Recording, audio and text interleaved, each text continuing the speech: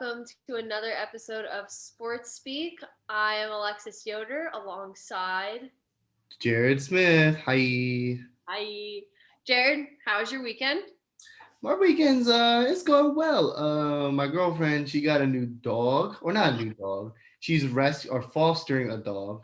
Her name is Oh, Foxy, and I've been kind of up here just like, with her what because she kind? broke her wrist and everything. So I was helping her out, and then they decided to foster another dog. And I love this dog right now. I'm in What like complete kind? What love. kind is it? What breed? Oh, I have zero idea, but I can tell you this. When I say her name is Foxy, she looks exactly like a fox. Oh, so Like, cute. yes, like I get worried that, if she's out in the dark or whatever, if she ever decides to run away. Oh, it's hunting season, just right on, just a fox. Well, we'll pray for Foxy. How Exactly. was your Super Bowl Sunday? Oh man, was it disappointing? Say the least. I don't know. I mean, hey, both these teams weren't mine. So I think I wanted Andy Reid to win another one and Patty Mahomes to go back to back. But the Bucks, like I wanted AB to win another one too, Hmm. but I didn't want Tom Brady to win. I guess I am a classic Tom Brady hater. I don't know because I like the man. He's a Yeah, winner. How can you hate a winner? What? I don't hate Kobe, so I'm I not cool. Yeah. I So agree with you there. how about you? How was your Super Bowl Sunday?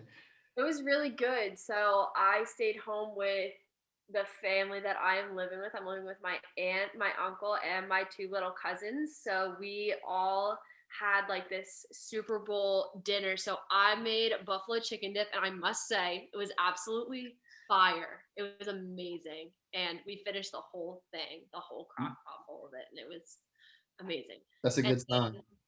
what? That's a good sign. Yes, it was amazing.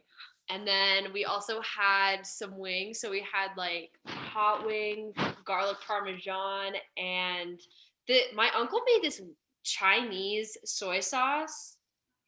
Like he used soy sauce to make the wing sauce, and it was absolutely amazing. Like I don't think I've ever had wings that have like a Chinese or like Asian sauce on it. So that was very interesting. And I feel like there's so many great foods at Super Bowl parties that like I missed out on this year, but like I think we did a great job at recreating it. And the game, as it went on, I just got slightly less interested, less interested, less interested. It just went down. And eventually we turned on the Puppy Bowl, which was amazing. What Highly team were recommend. you? What team were you? Oh, wait. I can't even remember what the team's names are Were at this you point. Team Rough or Team Fluff? I think I was Team Fluff. Was Team Fluff blue? Was Oh, it blue? Was Team Fluff blue? yeah. I Okay, was my Team Rough. favorite was Tank. He was amazing. Yes. Wait, Tank was on Team Rough. Wait, no, he wasn't. Yes, he was. Well, I guess I'm Team Rough then because that man's was amazing. Yeah, Oh, yeah. I Puppy was Team Bowl Rough. is unrivaled. I was Team Rough. Team Rough was my. I was glad we pulled it out. I was so happy that last second. I was oh, let's go. Yeah. Definitely provided more entertainment than the actual Super Bowl did. Also, side note, they played a football game at a weekend concert. Can we end on that one? Let's end on that one. Okay. So let's get into some games from this past week in the Penn State world of sports. So, men's basketball took the L at Wisconsin on Tuesday, 72 to 56, after they had just beaten Wisconsin a week before, if I'm not mistaken. So, wondering if it was just they couldn't be road warriors that game. Yep. But then they came back on Friday for the dub against Maryland, 55 to 50. Okay, so then wrestling on Tuesday won at Wisconsin, 34 to 6. That's all right. That's the Penn State wrestling that we know.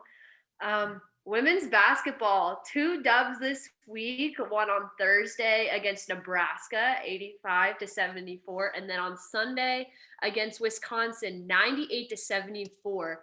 Now the Lady Lions, this is the most points that they've scored in a Big Ten matchup in almost 20 years.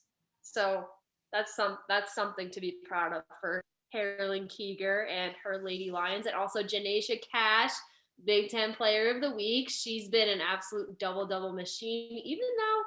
I've been watching these games, and she's gotten into quite a bit of foul trouble early on in the game. She had 2 fouls in the first quarter against Wisconsin on Sunday, and she still ended up scoring like 16 or 18 points. Hey, good for her. But you got to use them or you lose them. But hey, you can't help your team if you're not on the court. So The fouls don't roll over to next game, and you can take them home with you. nope.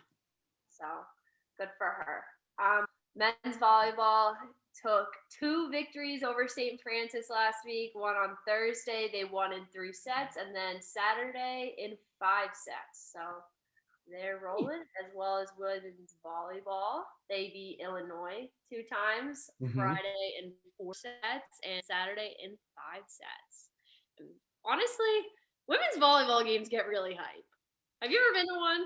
I have. I mean, usually I was working, so I couldn't go to one, but we kind of catered for them. So we kind of kept up with them too when I was working at the Nittany Lion Inn that is now closed. Another story for another time. But yes, when I occasion would be able to go to a game, I had fun. I had a lot of fun. Yeah. Yeah. And they're always ranked pretty high too. They're always ranked like inside the top 10. But I remember that was I think that was the first sporting event I ever went to as like an official Penn State student. Outside of like football games before that, like when I was still in high school and whatever. But women's volleyball was my first game as a Penn State student, and let me tell you, I was not disappointed. It was hype. Oh my gosh, unrivaled experience. Um, and then women's hockey also took 2 dubs over the weekend, Friday and Saturday against Robert Morris. They beat them 2-1 on Friday and 4-2 on Saturday. And then last one, men's and women's swimming. Jared, I know how much you love the swimming teams. And both of them beat Michigan State on Friday. So I would say it was a good week for A lot of W's, a lot of W's. All right, everybody. Now it's time for us to get into the Super Bowl. Of course, Penn State had 4 alums playing the game. Now let's get into Super Bowl talk. What'd you think about it, Alex? I mean, Penn State had 4 players in the bowl game. 3 of them were on the Buccaneers, and 1 of them was on the Chiefs. Yeah. So 3 winners and 1 loser. One loser. All right. Well, honestly, none of them really blew me away in their performance. First, let's name the players that were from Penn State that played for the Bucks and the Chiefs. So there were 3 on the Bucks, as you mentioned, and they were Chris Godwin, AQ Shipley, and Donovan Smith. And then on the Chiefs, we had Stefan Wisniewski. So Chris Godwin, honestly, I was expecting a lot more from him. I mean, he didn't really get targeted a lot. I would say I think most of their offense went through Gronk when it came to the passing game. So he only had 1 catch for 9 yards, Chris Godwin did. And I know we talked about this earlier, but he was targeted that one time along the sideline that he made this acrobatic catch, and it was pretty awesome, but he was out of bounds. And honestly, I was very upset when I saw that because I was like, oh my gosh, he just made this amazing catch, and he couldn't stay in bounds. Exactly. I thought he was going to give us something to talk about today, but his booty was out of bounds, so I was like, well, There goes that. And then targeted later. Yep. Credit to Shipley and Smith. They're both offensive linemen for the Bucks, who obviously did a great job protecting QB Tom Brady, who won his what number ring is this? Like I can't even remember it. 7. 7. I believe it's 7. All right, that's something to look at. That's pretty amazing, as we talked earlier. You can't hate the winner. You can't hate him. Nope, can't hit a winner.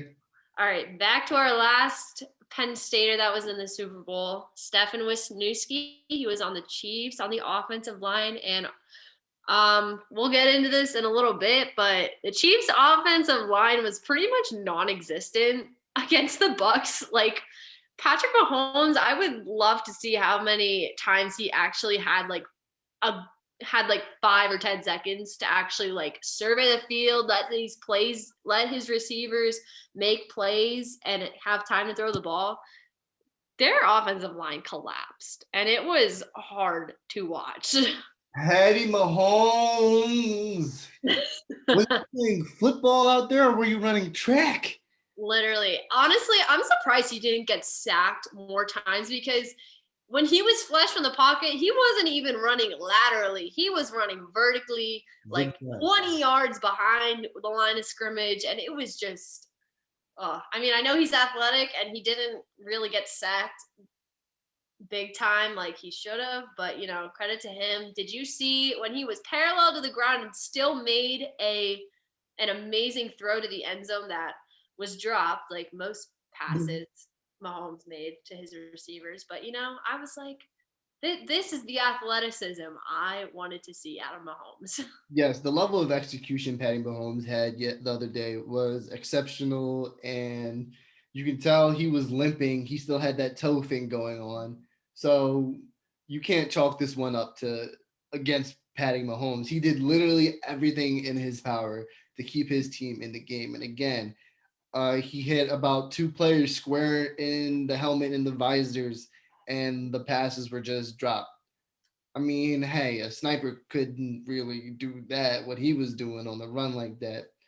But you win some and you lose some. You got to come back stronger next year. I know, of course, Kansas City Chiefs did have 2 of their guards out for this game. And clearly, you see how much that affects a team. And it's disappointing because, you know, it's the final game of the season and people want to see the 2 best teams who have won their spot to be there go at it fully healthy, toe to toe. And, you know, we really didn't get that. Was the game exceptional? No, by no means. Was it okay? Yeah. Was it entertaining?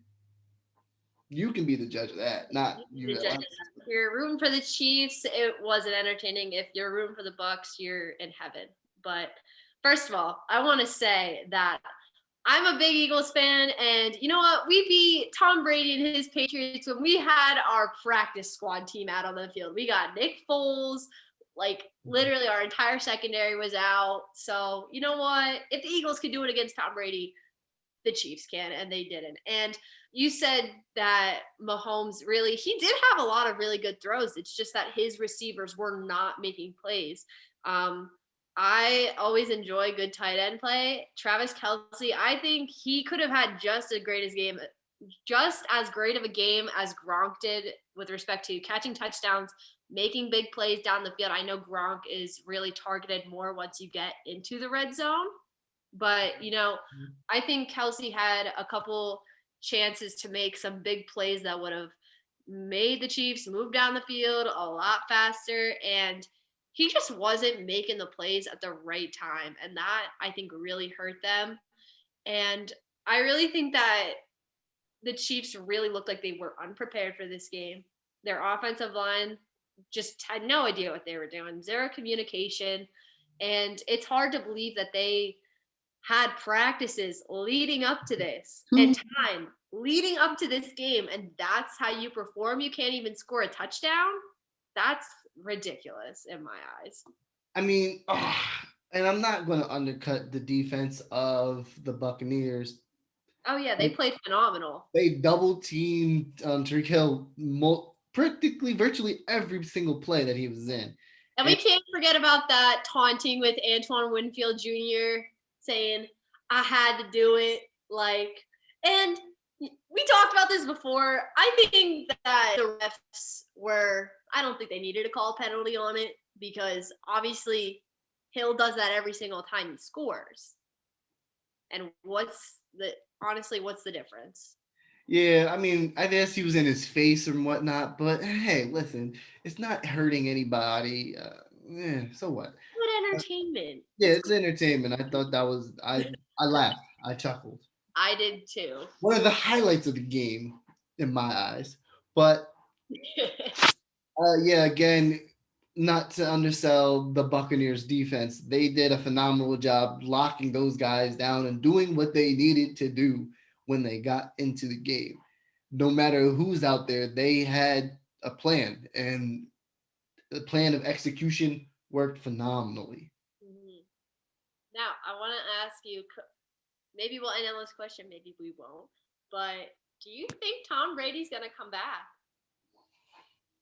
I feel I, like that's the question. That I, is the question. yes, I think he's got one more.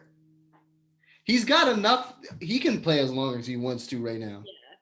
But for him to continue to be in his kids' lives at a certain point, I think and to solidify himself as just a great player and definitely not beside Bill Belichick, as he has this season kind of nudged his ways. He's given some people to talk about. He's given people some things to talk about in the barbershop. Be like, well, he had that one where when he finally got rid of the Patriots and went to the Bucks. But I think he's looking for that next one, and that'll really solidify his dominance, even aside from Bill Belichick and that whole package deal. So, what will he do? Will he retire this year? I don't think so. I think he's going to shoot for one more. I mean, hey, I would. I'm playing the game I love out there. I mean, I guess it might be better to be on the beach eating cheeseburgers, but eh, I'm not in this position. Yeah, you're not. Who are you to judge? Like, honestly, and I agree with you, but that Tom has two kids. He has two kids, and think about how absent he's been from their lives. Just obviously, he's had this great success, and he's a bajillionaire. But like, where does it come to a point where it's like, you know what, I have to put my family first before my success. I've had this run. I've solidified myself, but at the same time, like you said, does he feel some sort of attachment that, some of it was Belichick and not all of it was him, and he wants to solidify himself as the GOAT. Exactly. I mean, hey, one more. If he can get one more next year, I think he's definitely done by that. Maybe. I mean, hey, why not try for a three-peat? But you know what? Come back to me next year, and you can have my thoughts then. But as of for right now, go ahead, play it. Go. I'll see you next season, Tom. I'll see you next season. Sounds good. All right. All right, everyone. Thank you for tuning in to this episode of Sports Speak with your hosts, Alexis Yoder and. Jared Smith. All right. Tune in next episode. See ya. Bye.